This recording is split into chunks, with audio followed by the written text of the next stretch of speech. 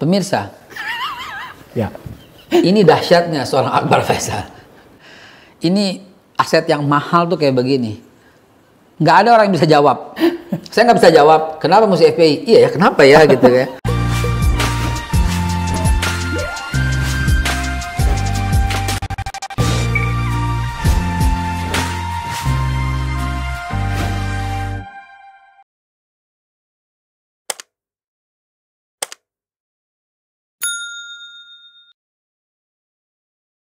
Assalamualaikum warahmatullahi wabarakatuh. Kita bertemu kembali di acara kita bersama. Kita berbicara di sini, bertemu dengan teman-teman, berdiri pada posisi masing-masing secara elegan sambil memikirkan bagaimana baiknya kita bernegara. Kira-kira begitu. Tamu saya kali ini istimewa juga sih, teman lama. Teman lama, biasa kadang-kadang kita ketemu di TV, orang lihatnya kita gontok-gontokan, dia nggak tahu kalau kita sudah lama sekali berteman. Okay. Tamu saya hari ini adalah Habib Haikal Hasan. Assalamualaikum Habib. Waalaikumsalam. Saya koreksi, jangan Habib Haikal, Babe Haikal aja. Babe Haikal, ya. Agak tenang ya situasinya sekarang ya? Situasi belum 100% tenang karena kasus yang dilaporkan itu belum mendapatkan kejelasan penghentian, sehingga polisi kapan saja masih bisa memberikan surat panggilan untuk memanggil kembali atau meminta klarifikasi kembali. Udah berapa kali dipanggil? Baru satu kali. Ya, panggilan pertama saya lagi di Solo, yang kedua saya datang. Dan pada waktu itu saya telepon sama penyidik, Pak, ini saya lagi di Solo, gimana baiknya? Oh, sesempatnya pulang aja. Nah, pulang langsung saya datang. Di Polda atau di Mabes? Polda ya? Polda. Panggilan pertama saya ternyata kena ada 2 strip reaktif, dibawa ke rumah sakit Polri, tes swab, gen, ternyata negatif. Kemudian panggilan berikutnya baru diminta klarifikasi. Oh, karena bermimpi. Gimana itu sebenarnya ceritanya gitu? Ya jadi persepsi, barangkali persepsi, dan saya sudah minta maaf secara terbuka oleh masyarakat Indonesia kalau ternyata ungkapan spontan saya itu menimbulkan persepsi, Bang Akbar. Saya terima kasih banget diundang, saya merasa terhormat sekali, saya merasa terwakili suara untuk menyampaikan you are the best, thank you very much. You're welcome. Ya, jadi ya saya tulus aja. Jadi gini ceritanya. Saya bilang jangan divideokan. Itu satu. Yang kedua saya bilang ini bukan untuk semua anak, untuk mereka yang sedang bersedih. Toh wajah saya itu menghadap para keluarga. Oke. Okay. Saya bilang jangan bersedih. Waktu saya dulu pernah di Palestina, ya bolak-balik. Itu juga tinggal lama juga di sana. Itu gurauan mereka itu kalau bulan Ramadan, kan bulan Ramadan biasa. Kalau kita lihat dalam sejarah Israel kan sering ngebom. Iya. Yeah. Nah saya bilang itu. Ibu-ibu yang anaknya meninggal itu mereka tuh nggak bersedih, biarkan katanya dia buka puasa bersama Rasulullah, begitu kata mereka. Bahkan kalau umpamanya pagi-pagi tuh mereka juga ngobrolnya tuh siapa yang nanti malam sahur bersama Rasulullah, begitu. Jadi itu membawa kebiasaan, jadi statement gitu loh. Lalu kemudian waktu anak saya meninggal, saya pun bermimpi begitu, dan saya menghibur mereka dengan cara saya. Bukan saya pastikan bukan. Saya bilang insya Allah akan menyambut ibu bapak nanti. Kan kalau orang Kristen saudara-saudara kita, kalau ada yang meninggal bilangnya kan sudah bersama pangkuan Bapa di surga. Yeah. Juga sudah bersama Yesus Kristus yang Katolik barangkali ya. Dan seterusnya. Jadi saya rasa tidak salah kalau umpamanya saya berkata semoga Allah ya mempertemukan dengan Rasulullah dan sudah bersama Rasulullah. Tapi bukan sebuah statement mimpi. Mimpinya itu saya pribadi, bukan saya mimpikan mereka, bukan. Statementnya jelas sekali waktu itu. Itu dilaporkan oleh Muanas ya? Bukan.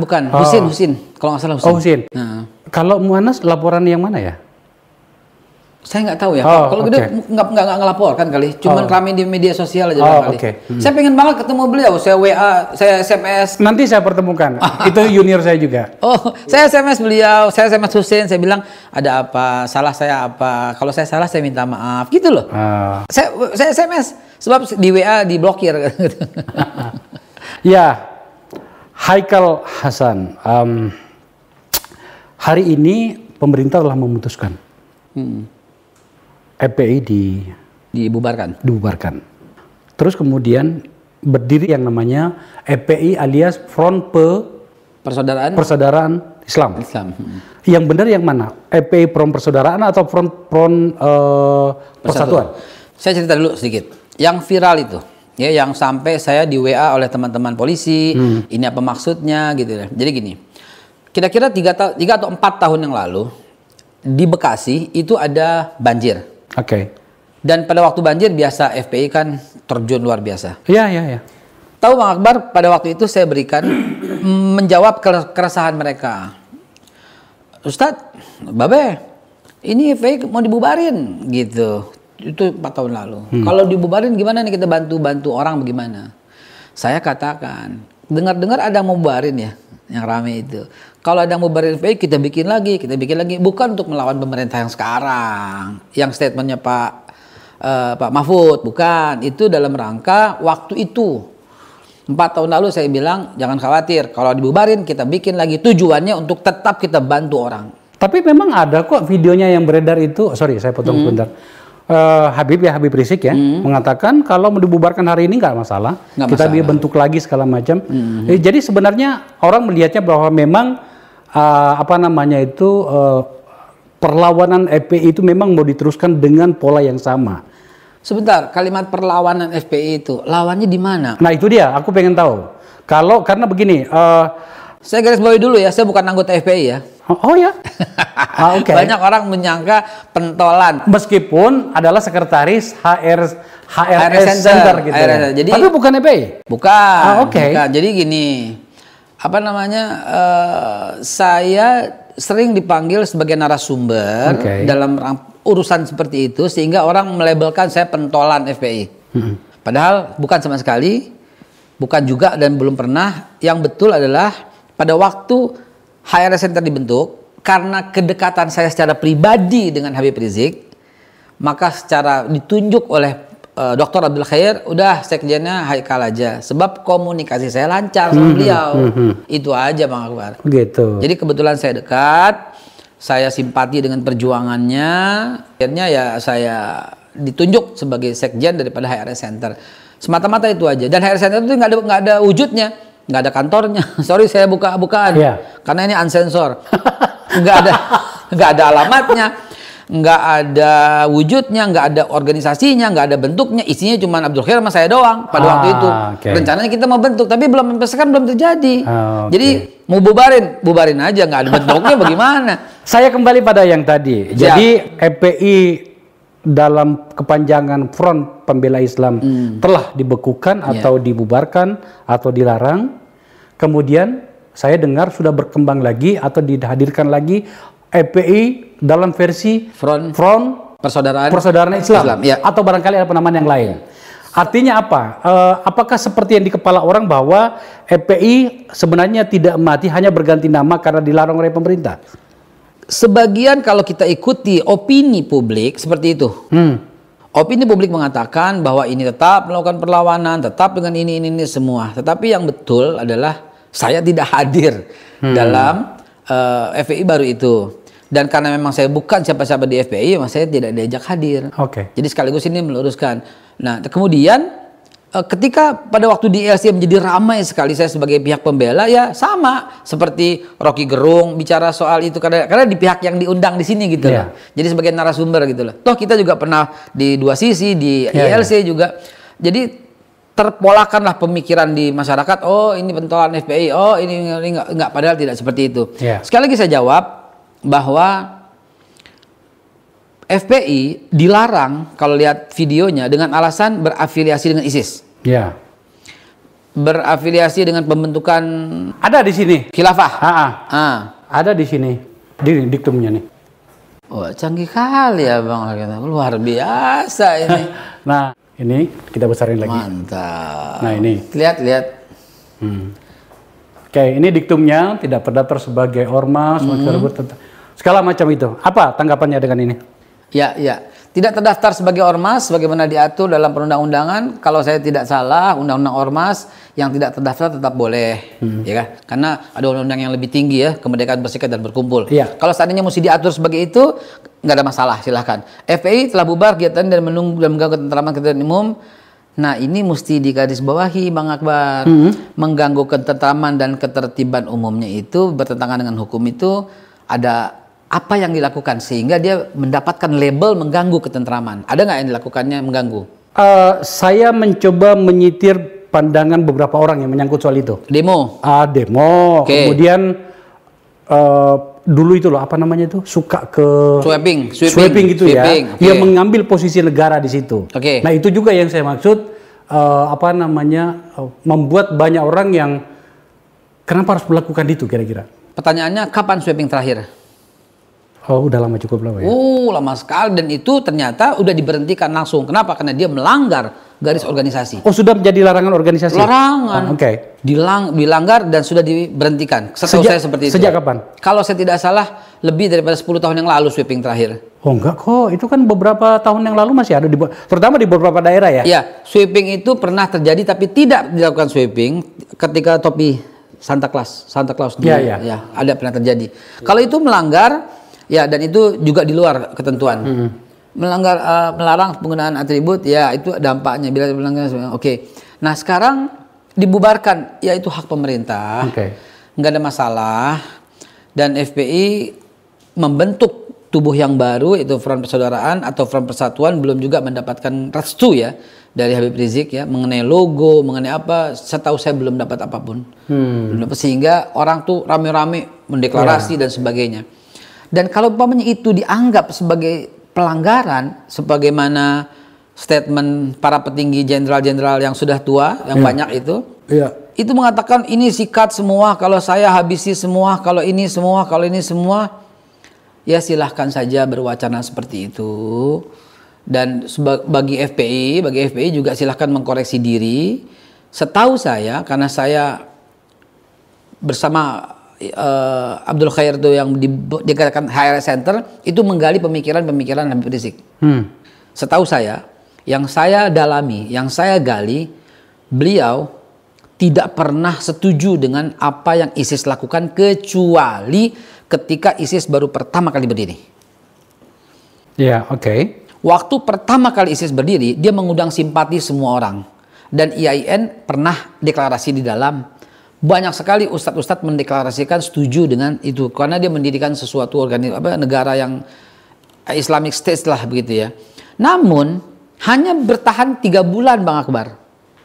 Harusnya pemerintah fair, jangan mengambil video yang lama, cari video yang terbaru. Di mana video terbaru? Habib Rizik mengatakan ISIS itu bukan Islam, ISIS itu berbahaya. Ada video itu? Ada, video yang terbaru ada. Yang lama kalau ada yang bagus diambil ada. Gitu lah. Nah, coba lihat, karena kan kita ada rekam atau tidak nanti saya cari, tapi saya kan hadir sebagaimana saya katakan di HRS Center itu kita menggali pemikiran-pemikiran Habib Rizik. Hanya sebatas itu, tidak ada. Isinya cuma 2 orang atau bertiga barangkali atau berempat barangkali. Tidak ada kegiatan apapun, hanya menggali pemikiran sebagaimana Habibie Center dan lain-lain gitu ya. Yang saya gali dari pemikiran beliau adalah beliau cinta mati dengan Republik Indonesia. Beliau tidak berafiliasi dengan ISIS sama sekali. Kalaupun ada yang dahulu video itu masa lampau. Karena masa yang baru, setahu saya, tidak ada ulama di Indonesia yang setuju dengan ISIS kecuali grupnya Abu Bakar Al-Baghdadi. Dan saya pernah bersitegang keras sekali di Islamic Center ketika mereka menyatakan ISIS itu baik dan betul. Saya habis-habisan berantem. Sehingga saya akhirnya keluar dari sidang karena banyak peserta yang nggak suka dengan cara saya, tapi suka dengan namanya Abu Farhan, dan dia sudah meninggal dunia di Kalimantan. Orang ini pengikut ISIS sejati, beribut sama saya sebelum ISIS dilarang habis-habisan. Udah saya katakan ini nggak benar, karena dia mengklaim dia menjadi Islamic State dan semua, dan dia membunuh orang yang sama sekali nggak ada dalam Islam caranya seperti itu. Bahkan Nabi Muhammad, kalaupun ada tawanan, perlakukan mereka dengan sebaik-baiknya, beri makan sebagaimana kamu makan dan seterusnya. Dan dia memperlakukan tawanan dengan kejam. Dan ISIS pokoknya bukan dari Islam, tapi itu create,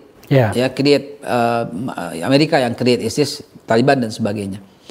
Jadi setahu saya Habib Rizik seperti itu. Maka FPI yang baru demi untuk menciptakan kondusif, harus diumumkan ke publik bahwa setia dengan Pancasila dan Undang-Undang Dasar 45. Sudah mulai dirancang seperti itu. Di FPI yang baru setahu saya seperti itu. Tapi dengan orang yang sama. Dengan orang yang sama. Jadi siapa? Pak Sobri ya? Sobri Lubis sebagai Ketua Umum, Aman sebagai Sekjen. Sekretaris Umum. Sekretaris Umum. Sekretaris gitu. Umum.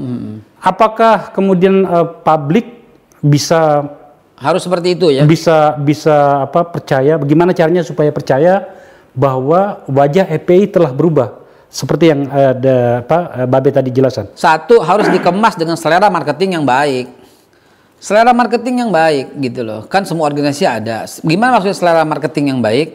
Ya harus semua, kalau ada sumpah setia ya, sumpah setia dengan Pancasila sebagai dasar negara, dengan UUD 45 yang mungkin sekarang udah dirubah-rubah ya, dengan NKRI, dengan seluruhnya, ya harus lakukan seperti itu supaya masyarakat menerima. Dan dan gini sebenarnya Mas, maaf saya potong sedikit ya. Sebenarnya yang membuat kacau seperti ini media. Oh, bagaimana ceritanya? Framingnya media.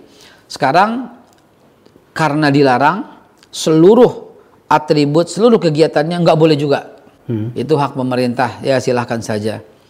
Tapi apakah iya sampai sosial media yang dulu juga nggak boleh? Apakah iya orang-orangnya semua ini sampai terblokir? Apakah iya menjadi sebuah musuh negara? Apakah iya beliau tidak bisa dijumpai oleh orang-orang dalam tahanan? Apakah sebahaya itukah gitu loh? Apakah dia mau menghancurkan negara? Apakah dia mau melawan pemerintah? Setahu saya, waktu baru datang, luar biasa keras. Tapi kan lihat pada waktu saya dan teman-teman 212. Nah itu betul, saya jubir 212. Saya dan teman-teman bikin 212.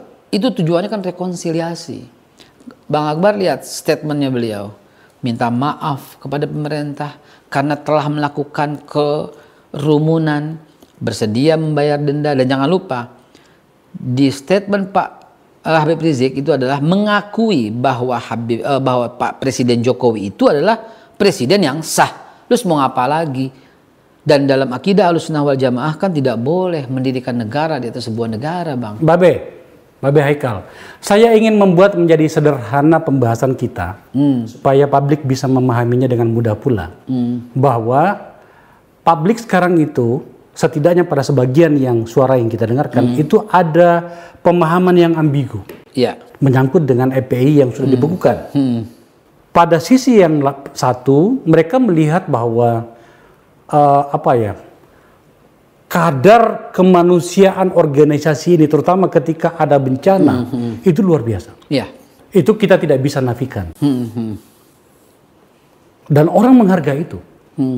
Tetapi pada wajah yang lain, pada bentuk organisasi yang lain, ada upaya dan sudah dilakukan dalam bentuk yang cukup ekstrim, bagaimana peran-peran negara mau diambil alih oleh FPI. Tadi kita misalnya soal yang katanya sudah tidak dilakukan. Sweeping. Kemudian macam-macam lah gitu ya, orang yang kita bisa mendeteksi itu satu demi satu. Yeah. Maka kemudian ada orang berpikir bahwa seharusnya ada jalan tengah yang bisa diambil. Dan saya berpikir orang seperti Anda tuh bisa melakukannya. Saya sudah bicara sama Maman ya, Munarman, sahabat saya. Kan saya pernah bilang kan, kenapa tidak jadi partai saja? Ya kan? Atau masuk kepada salah satu partai yang sudah ada untuk kemudian memperjuangkan agenda-agenda itu. Karena dalam kenyataannya memang tidak ada ruang bagi organisasi apapun termasuk FPI untuk melawan negara. Meskipun FPI mengatakan kami tidak melawan negara. Tetapi dalam kenyataannya kita bisa baca itu pada beberapa bagian dan banyak bagian dari FPI itu ada upaya untuk menegur negara, tapi dengan cara yang saya bilang tadi, mengambil alih peran-peran negara itu. Itu yang membuat orang mengatakan kenapa sebenarnya itu tidak reduplikasi barangkali atau bentuk baru gitu. Baik. Pernahkah pemerintah mengundang FPI dialog? Saya bicara dalam pihak yang netral ya. Pihak yang netral sebagai orang yang sering mengajukan kritik kepada pemerintah. Dan kritik itu pasti sah dong. Kritik itu kan tanda cinta gitu kan. Sering saya dibully, kritik nggak ngasih solusi. Kami kritik karena kami melihat sesuatu yang mungkin Anda nggak lihat. Jadi kami unjukin supaya Anda juga memberikan solusi gitu. Solusinya di Anda. Ya, jadi sekarang saya bilang begini. Kritik yang kami lakukan sekarang ini adalah pemerintah terlalu arogan dalam mengambil langkah-langkah yang luar biasa, yang seolah-olah akan merubuhkan negara, seolah-olah tidak mengakui kepresidenan dan keabsahan Presiden Pak Jokowi, seolah-olah seperti itu. Lalu seolah-olah mau melakukan pembunuhan yang pada waktu latihan kebal disebarkan, ya disebarkan ini cara-cara seperti ISIS dan sebagainya. Yang sweeping, kalaupun itu cuma 1, 2, 3 oknum yang saya katakan tadi mungkin 10 tahun yang lalu, itu mungkin secara resmi, tapi kan semuanya sudah dilarang. Mungkin setahun 2 tahun ada lagi, mungkin itu kan oknum. Dan setahu saya bukan sekali lagi bukan orang FPI, setahu saya Habib Rizik telah menjatuhkan sanksi kepada yang sweeping. Pertanyaannya kembali lagi Bang Akbar, pernah nggak pemerintah mengundang FPI untuk duduk? Nggak pernah disapa atau diundang gitu? Diundang, ditanya, belum ada. Belum ada. Diundang, ditanya, kenapa kamu sweeping? Tanya dong. Oh, kami minta maaf. Ini ya buktinya. Sekali lagi kami sweeping, kamu sweeping, saya bekukan. Ada dialog seperti itu aja. Maka mungkin di pihak FPI akan berjanji kami tidak sweeping lagi gitu. Pada masyarakat, dengarkan di sosial media resmi, kami tidak sweeping lagi. Bisa lo dilakukan begitu loh Bang. Loh, kamu mengambil tugas negara, kamu menjelek-jelekan agama lain. Yang mana? Yang ini, lihat. Oke, kami minta maaf kepada agama yang tersinggung dengan ucapan kami. Bila mana kami melakukan hal lagi, maka kami bersedia diberhentikan atau di stop atau dibekukan atau apapun dibubarkan dan sebagainya. Bisa loh Bang. Artinya sebenarnya itu FPI itu pengen disapa ya, pengen diajak bicara gitu ya. Saya masa sampai begitu amat nggak ada yang pernah menyapa gitu ya. Separah itu ya? Separah itu. Bahkan, aduh Bang, kita kan waktu Habib pulang itu kan kita kan langsung gerilya, langsung gerilya. Saya ke Pak Mahfud, ya, yang lain lagi ada ke Pak Ma'ruf, yang lain lagi ada ke Pak Bancaya melalui beberapa teman ke Pak Jokowi. Pengen dialog. Saya dengar juga ini, Mbak Beni, ada beberapa upaya untuk mengajak teman-teman FPI untuk berdiskusi, tetapi belum katakanlah misalnya pada peristiwa pulangnya Habib dari Arab Saudi, itu dalam kondisi COVID, tapi malah merencanakan untuk melakukan safari ke daerah-daerah. Yang notabene itu berisiko luar biasa gitu ya. Jadi di beberapa kalangan pemerintah mengatakan bagaimana mau diajak bicara misalnya dalam satu contoh itu saja gitu kan. Oke lah, itu sudah terjadi. Bisa Bang. Bisa Bang. Bisa. Kalau ke daerah kami tangkap. Bisa Bang. Ntar dibilangin lagi ekstrim, terlalu otoriter, gimana dong? Ancaman dengan tindakan berbeda. Sekarang nggak pakai apa-apa langsung ditangkap. Kalau ancaman masih oke. Gitu ya? Oke. Kalau sekarang langsung jebret tangkap gitu. Sebenarnya di sekitar Habib Rizik itu selain Maman ya, yang memang aktivis murni itu, siapa pemikir di sekitar Habib yang biasa beliau ajak untuk berdiskusi dan lain-lain, dan kemudian mungkin mengkaji barangkali ruang-ruang yang mana yang bisa dipakai untuk berbuat, terutama bagi EP ya, berbuat bagi bangsa, berbuat bagi katakanlah mungkin Islam ya, apapun namanya kan itu basisnya memang di situ. Siapa saja? Sayangnya beliau kan di Mekah, sehingga jalur komunikasi dan diskusi itu terputus, apalagi sejak COVID. Itu unfortunately gitu. Biasanya beliau mendengarkan dari semua pihak. Beliau menerima masukan dari semua pihak. Nggak ada satu yang dominan didengar, nggak ada. Beliau sangat toleran, sangat terbuka. Saya yang kebetulan alhamdulillah dekat sering memberikan masukan-masukan. Bahkan masukan saya kadang-kadang terlalu dekat dengan pemerintah gitu loh. Sebab masukan saya itu selalu begitu, jangan beginilah. Waktu demo saya ada beberapa demo saya bilang jangan turun lah kalau sekarang, jangan turun.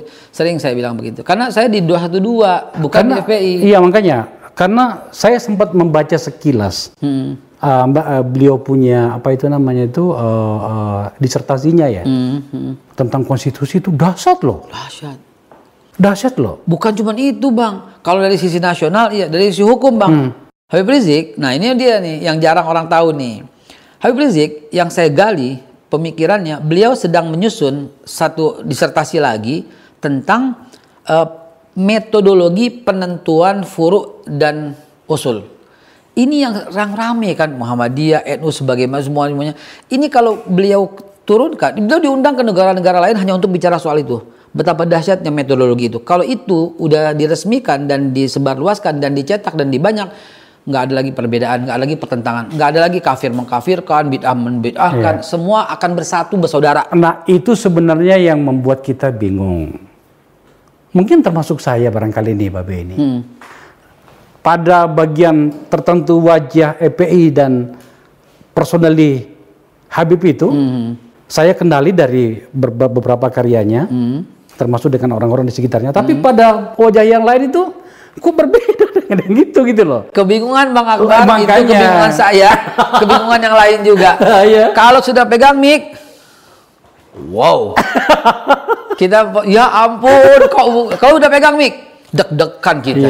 Makanya saya bilang, kenali Habib Rizik itu dari cara diskusi, duduk, bertemu. Kenapa susah? Makanya saya berjuang sampai gagal. Terus terang saya gagal. Dan teman-teman gagal untuk mengajak orang-orang berdiskusi. Please diskusi dengan dia. Bahkan saya memberanikan diri, kapan Habib bisa datang menemui Bapak? Kepada Pak Jokowi melalui beberapa teman yang sangat dekat, saya nggak enak sebut namanya, yang hari-hari rapat dengan Pak Jokowi. Bahkan orang yang saya minta tolong ini rapatnya itu bertiga antara dia, si X dengan Pak Jokowi. Saya titip dua-duanya. Saya bilang Habib Rizik mau ketemu. Saya memberanikan diri. Seperti itu. Memang Habib pengen ketemu? Ya, beliau ingin berdialog. Ternyata tidak dia loh. Nggak. Oh gitu ya. Beliau ingin dialog. Kapan kejadian itu? Begitu pulang. Oh, oke. Hari kedua, hari ketiga pulang, saya udah langsung ke gerilya. Ke semua partai. Sebutlah dari Gerindra, saya udah deketin beberapa orang. Dari PKS, saya udah deketin beberapa orang.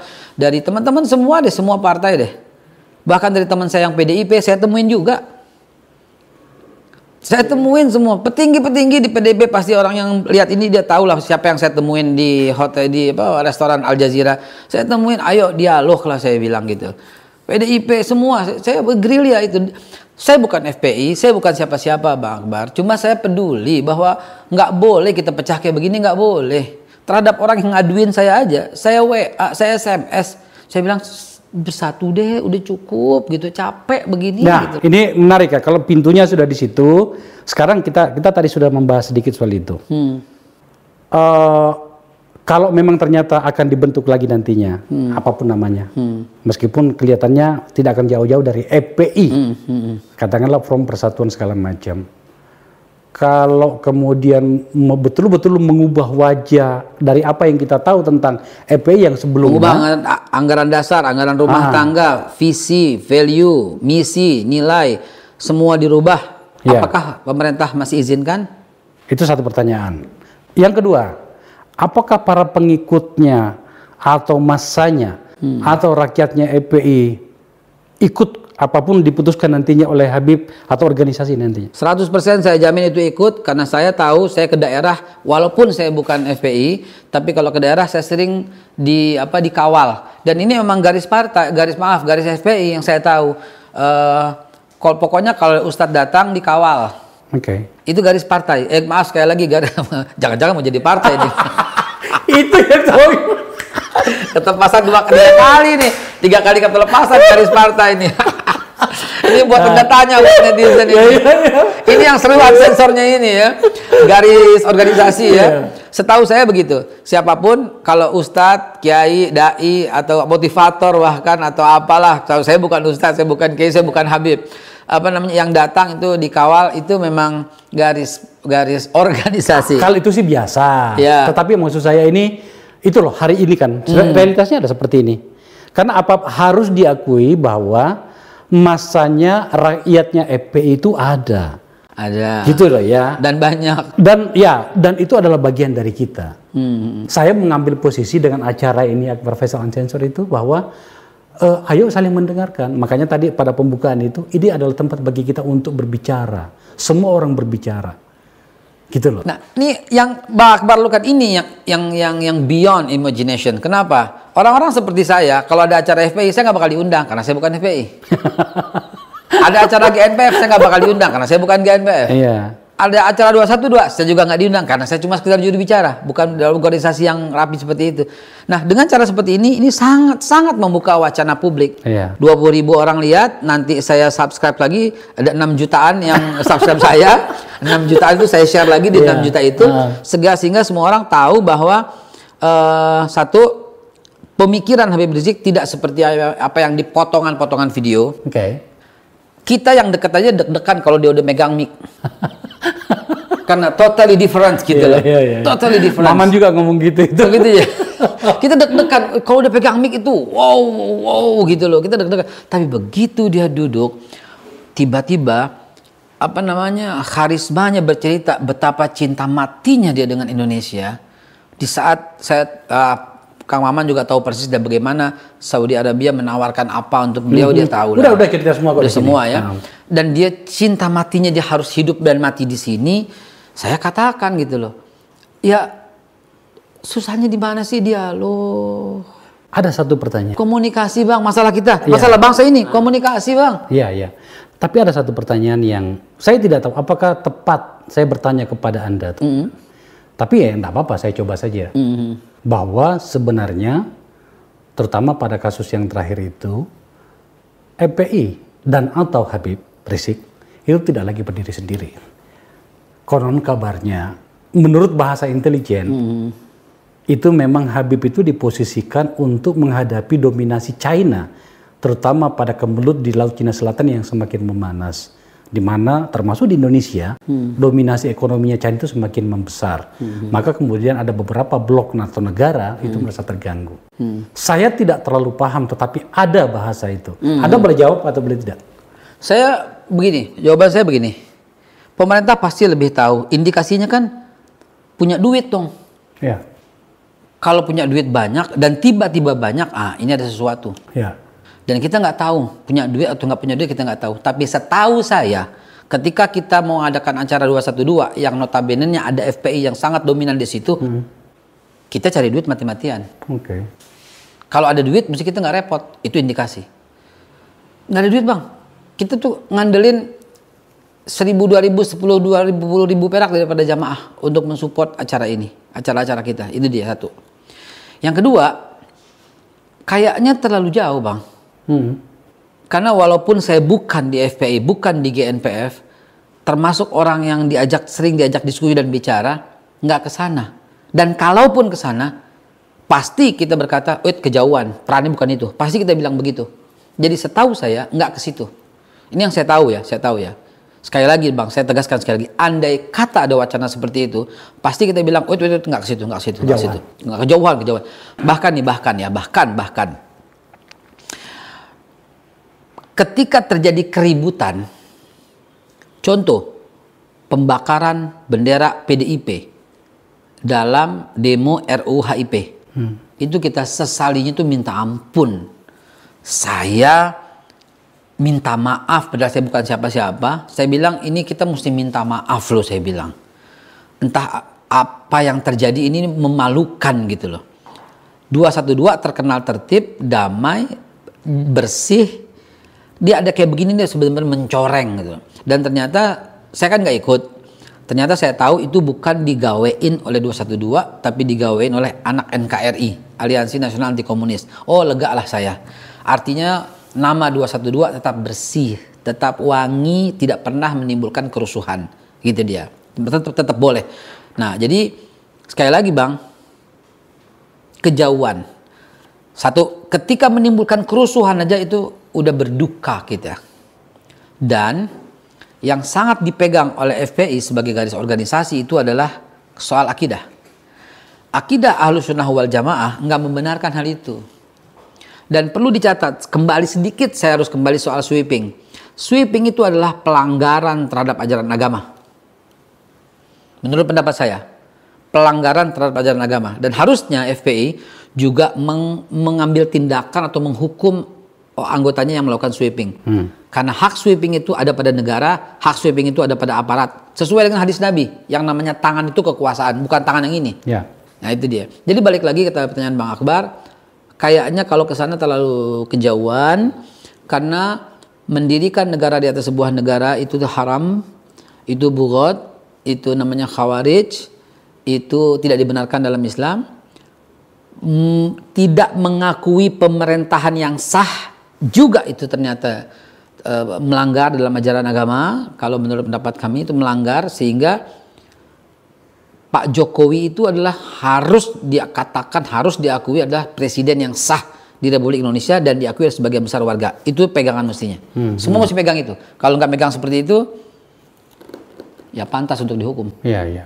Nah makanya Babe Haikal ini kan saya merasa senang dan saya yakin juga penonton Akbar Faisal Unsensor mendengarkan ini nantinya akan merasa bahwa oh kalau begitu sudah tak ada masalah. Oh kalau begitu ada jalan keluar. Ya kan? Nah, kita lihat saja nantinya. Cuman ada satu lagi yang harus saya pertanyakan dan saya juga tidak terlalu yakin apakah saya bertanya pada orang yang tepat untuk itu. Yakni soal tertembaknya 6 orang anggota FPI. Apakah bagi FPI sendiri ini tidak akan dijadikan lagi sebagai sebuah sebagai sebuah problem di mana kemudian niat-niat yang sedang membuncah di dalam hati para pihak untuk berbicara, untuk berubah dan segala macam itu bisa gagal lagi kira-kira. Baik, gini, ada sesuatu yang sangat kita sesalkan. Yang kita sesalkan itu adalah tidak ada ucapan bela sungkawa dari pemerintah. Oke. Untuk pemerintah berkata, ngapain bela sungkawa, dia penjahat kok gitu loh. Sebentar, penjahat atau tidak yang tentukan pengadilan. Apakah pengadilan sudah tentukan atau belum? Kan belum ada kan. Yang ada baru temuan Komnas HAM bahwa telah terjadi pelanggaran HAM.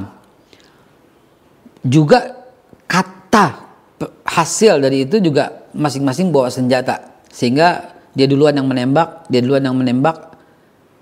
itu kita nggak tahu, sama-sama nggak tahu, sama-sama tidak berada di tempat, tapi boleh dong kita mengajukan ungkapan bela sungkawa, boleh dong ini keluarga korban ini dikasih santunan, boleh dong. Oh ini kan kemarin secara resmi polisi mengatakan tidak ada perintah kan, kalau pendapat saya sih nggak ada salahnya untuk memberi santunan gitu loh, Bang. Santunan kepada korbannya? Korban nggak ada salahnya gitu. Dari negara ya? Dari negara Bang. Oke. Ini tidak menunjukkan negara menyatakan dia salah atau benar. Ini sisi kemanusiaan. Sisi kemanusiaan. Nah, kok nggak ada ke situ? Ini kan kita mau rekonsiliasi. Kita kan mau kebaikan. Kita kan mau dialog. Ternyata menurut Komnas HAM ya, sekali lagi, ini ada pelanggaran HAM, ya yang bersalah itu minta maaf. Atau yang bersalah itu si A, si B, si C. Atau ini berada misorganisasi. Atau di luar jalur komando. Atau apapun. Sehingga masyarakat, oh ini reda gitu loh. Bang, yang saya pribadi lakukan pada waktu datang dan kemudian disodorkan mic untuk berbicara, itu dalam rangka itu Bang. Bukan dalam rangka, ayo kita balas. Enggak Bang. Dia udah meninggal. Insya Allah masuk ke dalam surga, udah. Insya Allah udah cukup. Artinya kan saya mengademkan suasana kan. Udahlah, kayak gitu kan. Nah kok dianggap apa ya? Ya udah temuan Komnas HAM udah seperti itu, bahwa ini ada pelanggaran, ini ada saling nembak dan menembak. Wallahu alam, kita nggak tahu, kita nggak bisa jawab. Ya, makanya ini yang kenapa sampai saya ungkap ini tidak untuk masuk pada perkaranya, bukan kewenangan kita dan kita belum tahu. Ada Komnas HAM, ada polisi, ada pengadilan, otoritas yang bekerja untuk itu. Yang saya maksudkan tadi itu adalah ini kan sudah ada ternyata upaya untuk mulai memikirkan kalaupun memang harus membentuk organisasi baru tapi dengan wajah yang baru. Nah, itu tadi pertanyaan saya. Tidakkah itu nantinya akan dijadikan semacam batu sandungan lagi yang membuat ternyata FPI masih marah, FPI tidak mau berubah, kira-kira seperti itu. Oke, jadi solusinya gini Bang, ya. terhadap FPI. Kalau FPI membentuk FPI baru, diajak dialog. Mana anggaran dasarnya? Mana anggaran rumah tangganya? Visi, misi, value, mana? Tentanya, apa pendapatmu tentang ISIS? Apa pendapatmu tentang khilafah? Apa pendapatmu tentang pilpres? Apa pendapatmu? Ditanya aja seperti itu. Oh, ternyata wajah lama. Nggak boleh. Nggak apa-apa, Bang. Yang penting ada dialog, Bang. Gitu. Itu satu. Usul. Dua. Terhadap kasus kerumunan. Apa iya itu dianggap pasal menghasut? Apa iya? Coba dihadirkan ahli-ahli hukum. Coba disidangkan terbuka supaya masyarakat bisa melihat, menilai sisi keadilannya. Apa iya? Gitu loh. Ya kan? Dialog lagi, Bang. Dialog. Dua, kasus rumah sakit Umi yang sekarang Habib Rizik sebagai tersangka lagi dengan ancaman hukuman 10 tahun. Udah berapa tersangka ya? 3 ya sekarang? 3 ya? Apa iya, Bang, seperti itu? Gitu. Coba diajak dialog. Secara tersembunyi deh untuk menggali. Apa iya gitu loh. Apa ini memenuhi rasa keadilan di masyarakat atau tidak gitu loh. Apa iya diancam hukuman 10 tahun, lalu kita komparasi dengan orang yang sebagai bandar narkoba, kira-kira berapa tahun, atau kita komparasi dari sisi hukum, orang yang melakukan pemalsuan identitas, pemalsuan surat masuk, imigrasi, pemalsuan ini, Bang, lalu korupsi yang terbukti sekian ratus miliar, hanya dihukum 1 tahun, 2 tahun, apa iya? Apa yang lebih berbahaya itu? Oh, ini berbahaya. Berbahayanya di mana? Kan udah di dialog, tadi udah dialog. Apakah afiliasi nggak dengan ISIS, dengan khilafah yang dilarang oleh negara? Kira-kira. 3, kasus yang 6 orang yang meninggal ini. Apa iya sudah lewat begitu saja? Padahal publik disajikan dengan luka yang luar biasa. Bisa saja loh, Bang, polisi berkata, luka itu oknum, kami tidak perintah, bisa aja. Oh, masyarakat akan diam. Masyarakat akan tenang. Oh, ini kesalahannya bukan institusi. Sekali lagi, saya juga melakukan edukasi yang bisa dilihat jejak di sosial media. Jangan benci institusi Polri. Nggak adil begitu. Jangan benci institusi Polri. Polri ini kalau ada 1-2 yang salah, ya wajar lah. Gitu. Nah, Polri dalam misalnya dia melindungi siapa yang salah, silahkan. Dan katakan saja ini ada misorganisasi. Ada jalur komando yang tak ditaati, dan kami telah melakukan tindakan hukum, yang bersangkutan telah diperiksa di POM itu. Wah, kalau itu terjadi, Bang, suasana akan tenang, damai kembali, dan kita dukung sampai 2024 tenang keadaan. Gitu ya. Tertib keadaan. Beb, pertanyaan terakhir dari saya. Kenapa harus menggunakan FPI? Kenapa tidak orangnya yang lain gitu? Kalau memang ingin... Pemirsa di mana pemirsa? Mata saya. Di sini. Pemirsa. Ya. Ini dahsyatnya seorang Akbar Faisal. Ini aset yang mahal tuh kayak begini. Nggak ada orang yang bisa jawab. Saya nggak bisa jawab. Kenapa mesti FPI? Iya ya, kenapa ya gitu ya. Ini loh dahsyatnya beliau. Jadi hati-hati kalau ditanya sama beliau ya. Itu unbelievable, itu beyond your... Iya ya. Kalau menurut saya gini, kalau memang tadi kan Babe Haikal kan mengatakan gini, direncanakan anggaran dasar baru, anggaran rumah tangga segala macam, tidak dengan isi segala macam. Ya kalau begitu memang kan menginginkan wajah baru kan. Ya sudah, nama dengan Batu juga misalnya. Kenapa tidak dipikirkan seperti itu? Ya. Ini dahsyat. I don't know, saya nggak bisa jawab. Yang jawab harus orang FPI beneran, bukan FPI bayangan kayak saya. Saya nggak bisa jawab, tapi jawaban saya iya ya, kenapa ya gitu ya. Saya belum bisa nanya sama Maman, saya belum bisa nanya sama teman-teman yang lain. Saya titip pertanyaan ini, saya sampaikan kepada teman-teman gitu. Karena apapun namanya ya, itu FPI yang kemarin yang sebelum dibubarkan organisasi itu, ya memang punya orang massa besar gitu ya, Apa FPI Perjuangan kali gitu ya? FPI Perjuangan, Front Pembela Islam Perjuangan. Nah, itu tadi yang saya katakan, Pak B, bahwa saya berharap sih acara saya ini Akbar Faisal Unsensor, dan saya berharap acara-acara yang lain, kalau belum bisa masuk pada wilayah formal kekuasaan, dibangun komunikasi itu, ya setidaknya lewat seperti inilah. Ya, saya tidak terlalu nyaman kalau kemudian banyak acara-acara seperti ini kok malah ngomporin juga gitu ya. Nggak mau saya, nggak mau. Absolutely, Bang. Nah, iya betul. Dan apalagi misalnya orang seperti Anda yang, ya karena aku sudah kenal lama Anda gitu ya. Jadi logika dan apa namanya itu pilihan-pilihan diksinya itu juga terukur menurut saya, kenapa tidak diambil peran-peran itu kira-kira gitu loh. Ya, kita udah capek terpecahkan seperti ini. Kita ingat bahwa ini kejadiannya bermula dahulu ya ketika Pak Basuki menyampaikan itu, sehingga kita plus langsung merasa terbelah dua sebagai bangsa. Dan Pak Basuki udah menjalani hukuman dengan berani. Udah deh, stop dulu deh. Stop dulu, berhentilah soal 0102. Toh yang 02 juga udah berada dalam 01 sekarang, dua-duanya lagi sekarang. Terus yang di bawah masih kayak begini, udahlah. Saya tidak mau bertanya soal teman-teman Anda dulu yang sekarang sudah ada di kekuasaan. Saya sudah sering bertanya, dan itu menurut saya tak usah ditanyakan lagi lah. Jawabannya sudah saya tahu, ya kan? Ya, masalahnya gini, yang di bawah ini masih berantem. Iya. Yang di bawah masih berantem.